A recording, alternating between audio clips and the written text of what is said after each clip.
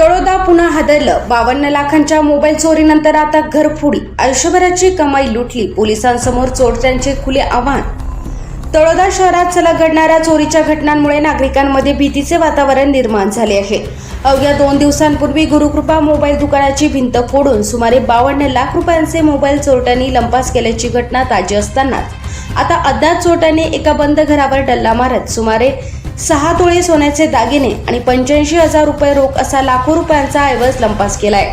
या सलग घटनांमुळे तळोदा शहरातील कायदा व सुव्यवस्थेबाबत गंभीर प्रश्नचिन्ह उपस्थित होत आहे. रविवार दिनांक 12 जुलै रोजी पहाटे तळोदा शहरातील यमुना नाई नगर परिसरात ही घरफोडी उघडकीस आली.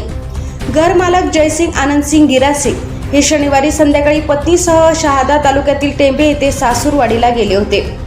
दरम्यान बंद घराचे कुलूप तोडून चोरट्यांनी घरात प्रवेश केला. घरातील 2 कपाटे, पलंग आणि इतर सामानाची उलथापालथ करून चोरट्यांनी सोन्याचे दागिने व रोख रक्कम लंपास केली. रविवारी सकाळी शेजाऱ्यांच्या लक्षात घराचे तुटलेले कुलूप आणि उघडलेले दार आल्याने त्यांनी तातडीने घर मालकांना माहिती दिली. घटनास्थळी पोहोचल्यानंतर जयसिंग गिरासे व त्यांच्या पत्नीने घरातील अस्ताव्यस्त सामान आणि रिकामे कपाट पाहताच आयुष्यभराची कमाई लुटल्याचे दुःख अनावर झाले. त्यांच्या आक्रोशाने परिसरातील नागरिकही हळहळले. विशेष म्हणजे शहरातील 52 लाखांच्या मोबाईल चोरीचा तपास अद्याप सुरू असतानाच पुन्हा मोठी घरफोडी झाल्याने चोरटे पोलिसांच्या एक पाऊल पुढे आहेत का असा सवाल नागरिक उपस्थित करू लागले आहेत.